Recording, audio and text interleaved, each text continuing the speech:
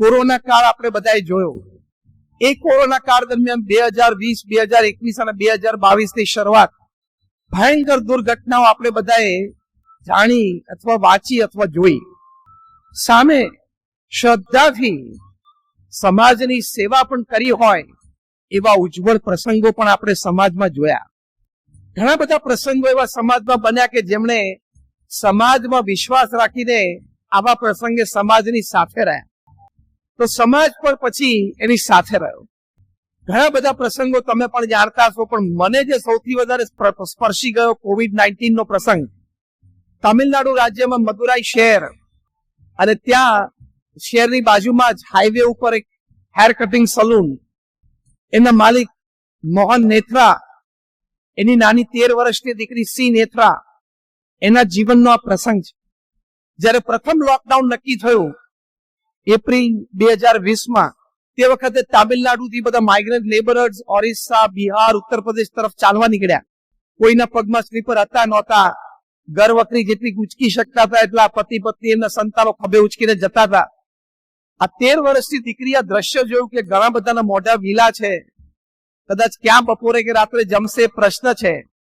એટલે એમણે એના પિતાને કહ્યું કે મારા ભણતર માટે તમે 5 લાખ રૂપિયાની FD ફિક્સ ડિપોઝિટ જે રાખી છે, કારણ કે પિતાની ઈચ્છા હતી કે મારી દીકરી એ UPSC ક્લિયર કરે, અને દીકરીની પણ એવી ક્ષમતા હતી.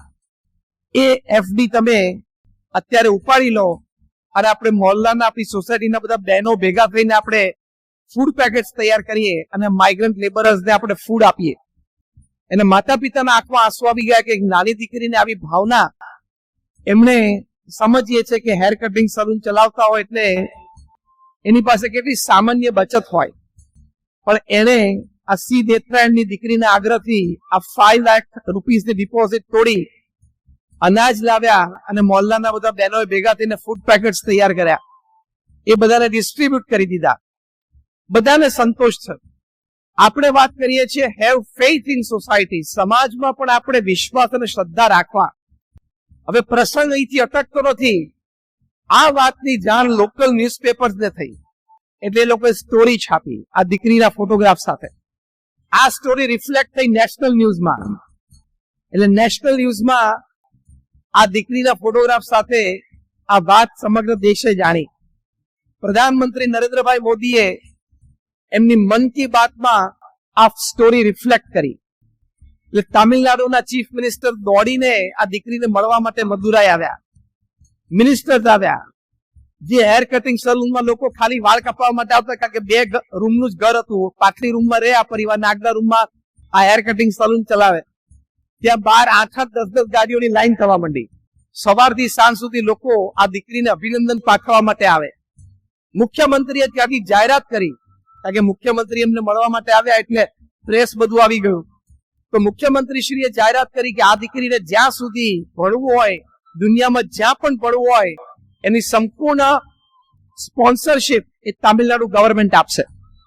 સમાજમાં વિશ્વાસ, હેવ ફેથ ઇન સોસાયટી. સમાજ માટે આપણે કરીએ છીએ, સમાજ આપણી માટે કરે જ, બલકી વાઇસે વર્સા, જે સમાજ આપણી માટે ખૂબ કરે છે આપણે પણ કરવું જોઈએ. That is faith.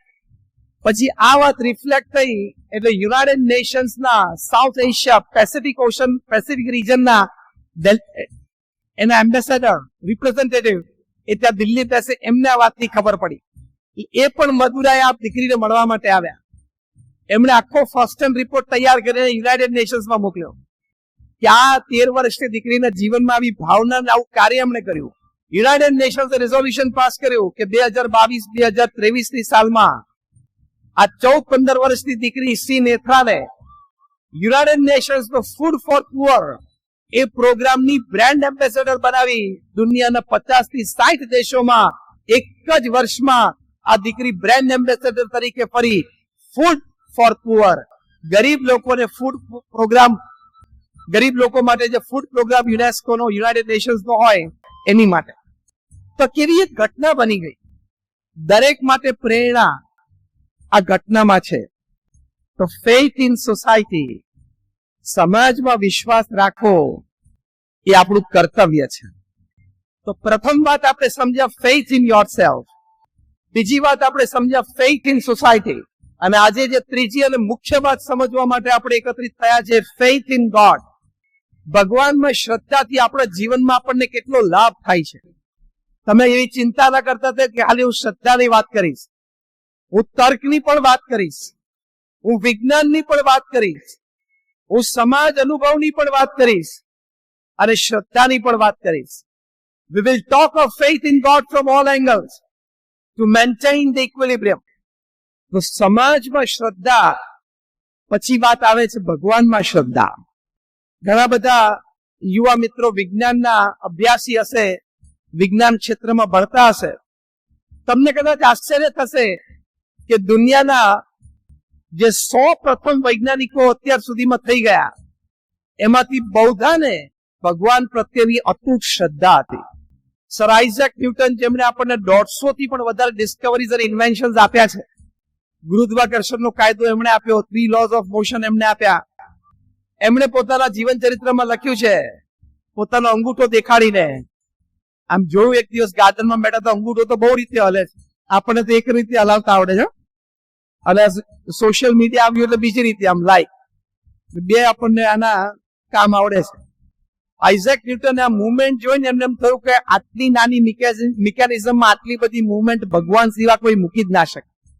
અને આટલા મહાન વૈજ્ઞાનિક સર આઇઝેક ન્યૂટન એમના જીવન ચરિત્રમાં લખ્યું કે in the absence of any other proof, the movement of this thumb alone convinces me of God's existence. I don't need any other proof.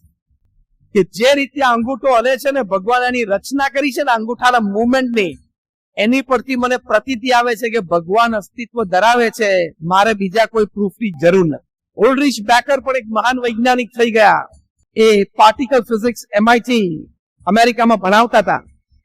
એમણે બહુ સ્પષ્ટ એમના વર્ગને કીધું કે I can not imagine myself without a creator. એટલે કે મારો કોઈક સર્જનહાર હોય જ, સર્જનહાર વગર હું મારું અસ્તિત્વ કલ્પિત નથી શકતો. અને પછી ઉલ્ડ્રિચ બેકર કોન્ફિડન્ટલી લખે છે કે I am yet to be given an answer about its non existence. કે હજી સુધી મને કોઈએ યથાર્થ હું કન્વિન્સ થયો જવાબ નથી આપ્યો કે એમનું અસ્તિત્વ નથી.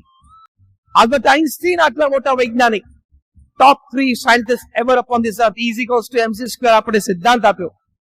એટોમિક એનર્જી ના ઇક્વેશન્સ એમણે આપ્યા. એમણે એમના જીવન ચરિત્રમાં લખ્યું છે, એક્ઝેક્ટ શબ્દ વર્ડ ટુ વર્ડ અને લેટર ટુ લેટર કોટ કરું છું. આલ્બર્ટ આઇન્સ્ટીન બોલ્યા, my motive behind all my experiments was I wanted to know how God created this earth.